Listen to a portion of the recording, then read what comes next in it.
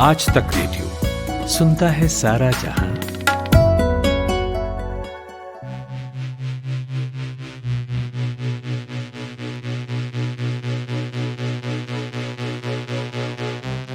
सांप का डर लोगों के मन में ऐसा बैठा है कि बच्चों को सिखाया जाता है कि शाम ढलने के बाद इसका नाम भी न लिया जाए।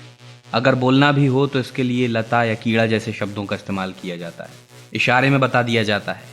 कभी अगर कोई इस शब्द को ऊंची आवाज में बोल देता है तो उसे आस्तिक देव से सांप से रक्षा करने की प्रार्थना करनी पड़ती। ये सब धारणाएं हैं। एक जाने माने मनोवैज्ञानिक हुए हैं सिगमंड फ्रॉयड। उनका कहना है कि सांपों का खौफ ये एक वैश्विक प्रवृत्ति है। इंसानों में ये इंस्टिंक्टिव होता है, यानी सहजात होता है, क्योंकि आदमी के अलावा बंदर, चिंपैंजी और प्राइमेट में भी सांपों से डरने की एक प्रवृत्ति देखी जाती है। खैर, सांपों के बारे में खौफजदा होना भी चाहिए, क्योंकि WHO के मुताबिक पूरी दुनिया में हर साल 1.25 लाख के करीब लोग सांप के काटने से मर जाते हैं। और तो और इन मरने वाले लोगों में करीब आधे भारतीय होते हैं। हमारे यहाँ हर साल करीब 60,000 लोग सर्पदंश यानी सर्प के काटने की वजह से अपनी जान गंवा देते हैं। 60% मौतें अकेले जून से सितंबर के महीनों में होती हैं। इसमें भी 97% मौतें ग्रामीण क्षेत्रों में, जबकि 3% मौतें शहरी क्षेत्रों में होती हैं। तो अब डरना तो बनता है। नमस्कार, मेरा नाम है अमन गुप्ता और आज चलिए हम इसी मुद्दे पर बात करेंगे कि आखिर सांपों के काटने से भारत में इतनी ज्यादा संख्या में लोग क्यों मरते हैं, क्यों हम इसे रोक नहीं पा रहे हैं। इन्हीं सब मसलों पर बात करने के लिए आज पॉडकास्ट में मौजूद हैं देश के जाने माने हर्पेटोलॉजिस्ट यानी सर्प विज्ञानी गौरी शंकर। आपको स्वीडिश हर्पेटोलॉजिकल सोसाइटी से herpetologist of the year award से भी नवाजा जा चुका है। आप Kalinga centre for rain forest ecology के संस्थापक हैं और सांपों पर कई सालों के अध्ययन का एक तजुर्बा रखते हैं। तो बहुत बहुत स्वागत है गौरी शंकर जी आपका आज तक रेडियो के इस पॉडकास्ट में। Thank you, Aman ji, for choosing this subject and inviting me to be on this podcast. I really appreciate your effort. Thank you very much. तो गौरी जी, सबसे पहला सवाल मैं आपसे यही पूछूंगा कि आखिर भारत में इतनी ज्यादा संख्या में लोग क्यों मरते हैं सांपों के काटने से? जो कुछ आपने बोला WHO का डिटेल्स वो तो बहुत इम्पोर्टेंट है and true. Yes, maximum number of bytes happens in India and the total we contribute the largest number of snake bite cases to the world data set. Yeah. So one of the major reasons is we don't use torch. अभी भी हम बहुत old techniques shoes भी नहीं पहनते, सिर्फ bear foot से काम करते हैं। रातों में जब हम खेती को जाते हैं, और one of the major problem will be the toilets. So the toilets तो नहीं है मेजर विलेजेस में, they do go outside, so they get beaten. So close to 46,000 to 50,000 people die due to snake bites in India every year. So अभी एक नया paper आया था अभी just few months ago, उसमें बोल रहे हैं कि almost 20 years से so 12 lakhs people have died. That is on an average for 50 to 60,000 people every month, every year. So 12 lakhs, that's 1.2 million people have died in 20 years. So that's a big number. अभी इस podcast में लेंगे एक छोटा सा break और break के बाद बात करेंगे कि भारत में सांपों की कितनी प्रजातियां हैं और उसमें से कितनी जहरीली हैं। आज तक रेडियो अब सुनिए आज तक की मोबाइल एप्लीकेशन पर भी। प्ले स्टोर से आज तक की मोबाइल ऐप डाउनलोड करें। ऐप में आपको सबसे ऊपर राइट साइड में 3 आइकन दिखेंगे, उनमें से एक जो सबसे बीच में है वो है आज तक रेडियो का आइकन।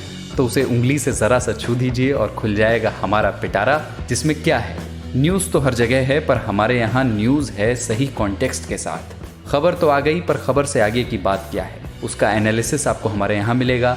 और इस ठिकाने पर सिर्फ खबरें ही नहीं हैं, ज्ञान की बातें हैं, मज़ेदार किस्से हैं, बतकही है और भी बहुत कुछ है, जिसका स्वाद लेने के लिए इस गली के चक्कर लगाते रहें। आज तक रेडियो कहते हैं इसे, सुनता है सारा जहां।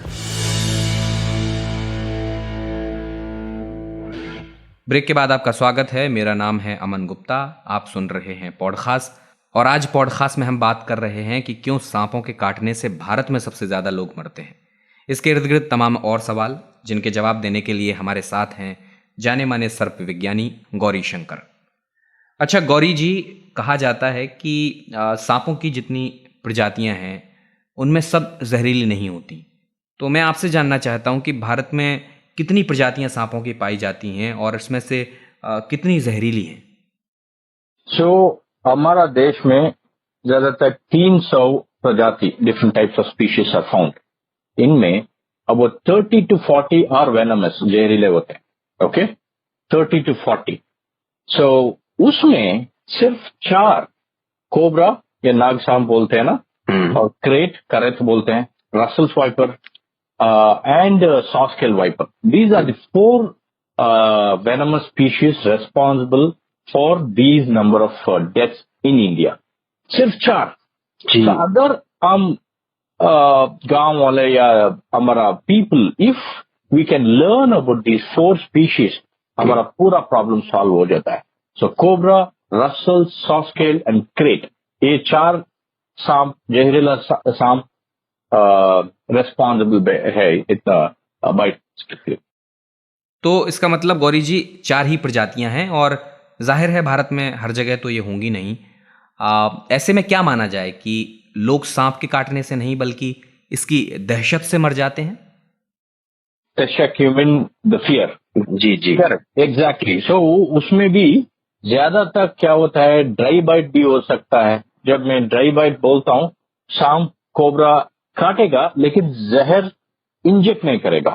ठीक है, जिनका उनका इश्यू है, देखिए आप मेरे ऊपर कुछ टच किया या पैर रखा तो काटेगा लेकिन जहर नहीं इंजेक्ट करेगा. सो वो सब ड्राई बाइट्स माना जाता है. ठीक है, उसमें भी आप बोले ना, अभी people get scared. So there are many cases where people the cardiac arrest हो सकता है, क्या हार्ट अटैक बोलते हैं ना, they get scared, they're really scared. So that is also possible. Sometimes क्या होता है, अगर वो ड्राई बाइट हो सकता है लेकिन और नॉन वेनमस बिना जहर का सांप काट सकता है, उसको भी एंटी वेनम कभी कभी दे देते हैं. वो एंटी वेनम भी रिएक्ट कर सकता है, वो भी एलर्जिक हो सकता है. तो it's a very delicate situation, it has to be handled very carefully. Gauri ji, आपने कहा कि सावधानी से हमें इस परिस्थिति से निपटने की आवश्यकता है और एंटी वेनम का जिक्र किया आपने, और मुझे इससे इरूला आदिवासी जनजाति याद आती है. ये तमिलनाडु और केरल में होते हैं जो लोग, सांप पकड़ने में इनकी एक्सपर्टीज़ है और इन्हें पकड़कर वो इनका जहर निकालते हैं और जो फार्मास्यूटिकल कंपनियां होती हैं वो जहर खरीद के एंटी वेनम तैयार करती हैं. तो इससे वहाँ लोगों को रोज़गार मिला है और ये भी देखा गया है कि सांपों के काटने से जो मौतें होती थीं वो भी कम हुई हैं. आप कैसे देखते हैं, उनके ज्ञान को बचाने और उसे और फैलाने की कोशिश क्यों नहीं की जाती? बहुत वेरी इंपॉर्टेंट प्रश्न पूछा आपने. ये तो वो लोग तो 200 ईयर्स से वो काम करके आए हैं. Both one of the best people who can track snakes in the world. ये वर्ल्ड में कहीं भी जाइए आप, साउथ अमेरिका, अफ्रीका, कहीं भी ऐसे लोग नहीं मिलते. So India should be really proud to have people a tribe like this. But unfortunately okay, of course ये एडमिनिस्ट्रेशन लैक और गवर्नमेंट का इंटरेस्ट भी नहीं है इसमें, और गवर्नमेंट भी उसको एक्सेप्ट नहीं कर रहा है कि इतना बड़ा प्रॉब्लम है स्नेक बाइट का. वो उनका लिस्ट में तो 1700, 1900, लेस देन 2000 दिखाई जाता है. ठीक है, लेकिन actually the fact is more than 40,000 people are dying. But the government itself is denial. वो एक्सेप्ट नहीं कर रहा है कि snake bite is a big issue in India. वो बहुत पहला एक इशू है, उसको तो डील करना है. उसके बाद हमारा एडमिनिस्ट्रेशन और रिसर्च, गवर्नमेंट इनिशिएटिव लेना है. आपने बोला इरुलास, उधर तमिलनाडु में जो कुछ सांप पकड़ते हैं उधर का वेनम लेते हैं, उससे एंटी वेनम बनाया जाता है. ठीक है, उधर का एंटी वेनम गुजरात में कैसे काम करेगा कोबरा का? वो कोबरा तो अलग हो सकता है ना, उनका वेनम दूसरा हो सकता है. मध्य प्रदेश में उसका वो जहर अलग हो सकता है. ठीक है, तो यही प्रॉब्लम है. अभी एंटी वेनम जो कुछ मेडिसिन बनाया है वो तो तमिलनाडु का है, कर्नाटक में काम नहीं करेगा या मध्य प्रदेश में काम नहीं करेगा. तो वेरी वेरी इंपॉर्टेंट है, पूरा इंडिया में रिसर्च करना पड़ेगा. अभी तो इंडियन इंस्टीट्यूट ऑफ साइंस में हमारा एक दोस्त कार्तिक सुनागर कर रहा है, मैं भी उनका वो प्रोजेक्ट में है. अभी हम क्या कर रहे हैं, पूरा वेनम का वेरिएशन देख रहे हैं, ठीक है। उसके बाद गुजरात में एक सेंटर होना चाहिए कि वेनम लेना है, उससे एंटी वेनम बना के गुजरात का पीपल को देना पड़ेगा। और मध्य प्रदेश और कर्नाटका और नॉर्थ ईस्ट देखिए, नॉर्थ ईस्ट में तो डेटा भी नहीं। आपने बोला तमिलनाडु, केरला, आंध्र प्रदेश, नॉर्थ ईस्ट में देखिए पूरा 7 स्टेट में डेटा भी नहीं है, जीरो डेटा है। उनका साउंड तो बहुत कंप्लीटली अलग है। So it's a big problem. अभी तो शुरू किया है, लेकिन आप जैसे लोग, media, we have to get this across to government, people, every single administrator, then we might be able to deal with this maybe in 10 years और समथिंग। अच्छा गौरी जी, आपने बताया कि हर सांप का जहर अलग होता है और उसी के हिसाब से एंटी वेनम तैयार होता है।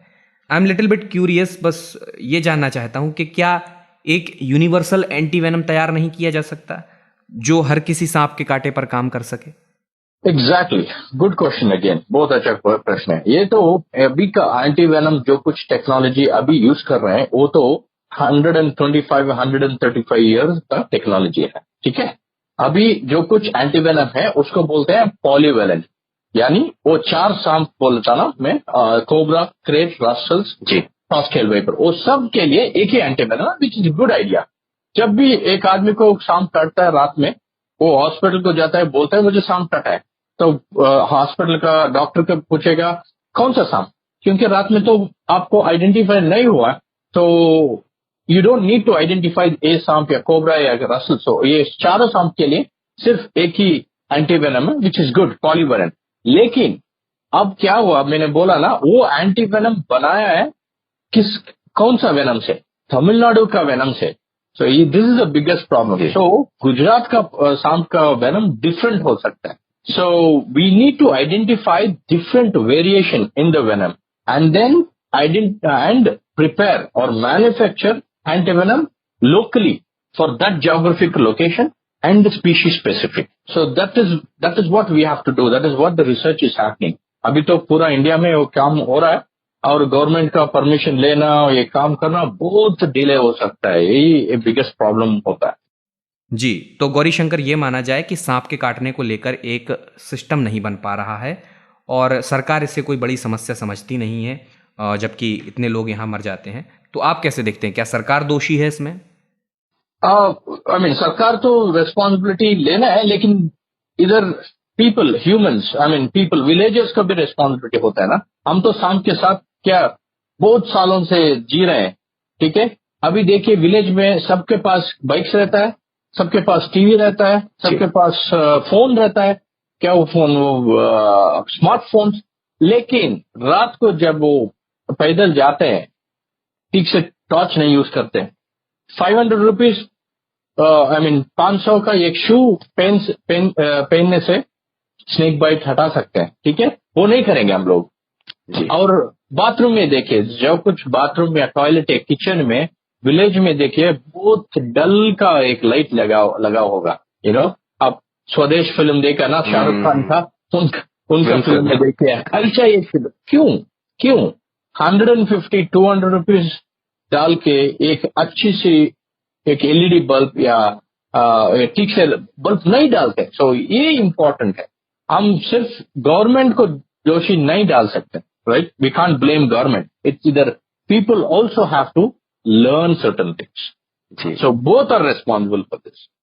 अच्छा, आखिर में गौरी शंकर जी, मैं आपसे जानना चाहता हूं कि आप किस तरह के प्रयास करते हैं ताकि लोगों को सांपों के काटने से सुरक्षित रखा जा सके, क्या सलाह देते हैं उन्हें? बहुत काम करते हैं। हमें विलेजेस में जाके हमारा वीडियोस प्ले करते हैं लोकल लैंग्वेजेस में। हम भी लोकल स्कूल्स में जाके उसके बारे में बात करते हैं, बेसिक फर्स्ट एड का, और कैसे सांप को अंदर, घर के अंदर नहीं लेके आना है, क्योंकि घर के आसपास में क्लीन रखना है। क्लीन रखने से क्या होता है, चूहे, रोडेंट्स नहीं आएंगे, रोडेंट्स नहीं आए तो सांप नहीं आएगा। सो ये सब हम we try to teach students, colleges, other schools, colleges and village programme.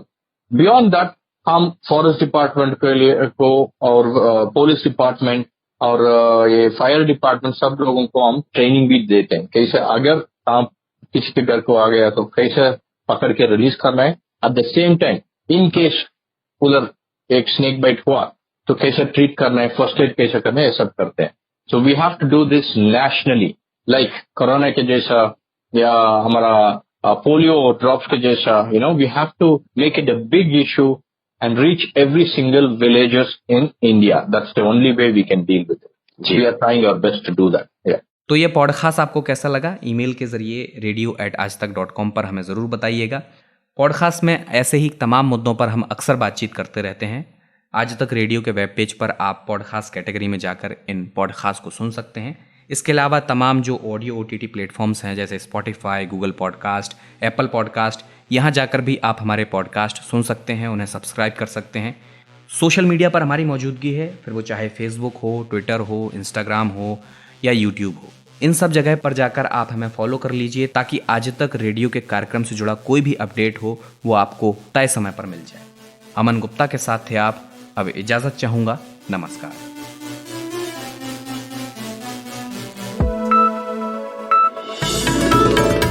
खबरों की हलचल और देश विदेश का मिजाज आप सुन रहे हैं आज तक रेडियो.